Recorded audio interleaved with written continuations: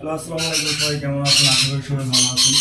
তো আজকে আমি এখানে দেখবো এখানে লোহার পাইপ দেওয়া আছে, জিআই পাইপ নাকি পিভিসি পাইপ দেওয়া আছে। কারণ অনেক সময় তো অনেক বছর ইউজ করার পর আপনার লাইনের সমস্যা হয়। জিআই পাইপ থাকার কারণে দেখা গেছে আপনার লিক করতে পারে। এই জন্য এই জায়গাটা আমি দেখবো, জাস্ট এই জায়গাটা এই টাইসটা আমরা করবো। এখানে দেখবো যে জিআই পাইপ দেওয়া আছে নাকি। আপনারা যখন একটা টাইলস খুলবেন তখন অবশ্যই মেশিন দিয়ে এটা জয়েন্টটা স্পেস করে নিতে হবে, জয়েন্টটা ক্লিয়ার করে নিতে হবে। তাহলে আপনার কি হবে, যাতে পাশের টাইলসগুলো আপনার নষ্ট না হয়।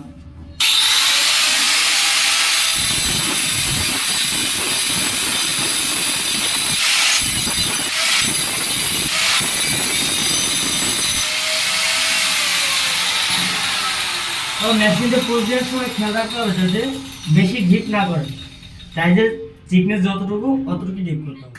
এখানে জিআই পাইপ দেওয়া আছে নাকি পিভিসি পাইপ দেওয়া আছে, তো এটা ভাঙবো। তো এটা সাবধানে ভাঙতে হবে। এই পাইপটা সম্ভবত এখান দিয়ে আসছে, এই লেন বরাবর, এই টাইলস বরাবর এই পাইপটা আসছে, হয়তো এই দিয়ে আসছে ঘুরে উপর থেকে।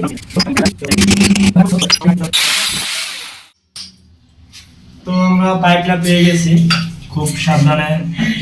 আর একটু হলে পাইপটা হয়তো প্লাস্টিকের পাইপ হলে ফেটে যেত। আমরা পেয়ে গেছি, এই যে দেখেন, এই যে এখানে, এই যে এখানে প্লাস্টার চালায় দেখতে পাচ্ছেন। এই যে এটা হচ্ছে আইটু ট্রাই করে দেখি। অনেক সময় পিভিসি পাইপ এরকম অ্যাশ কালার থাকে, এটা পিভিসি না, এটা এসে আপনার জিআই পাইপ।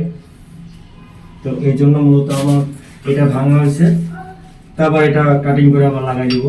এই পর্যন্ত ভিডিওটা ভালো লাগলে অবশ্যই লাইক করুন, শেয়ার করুন।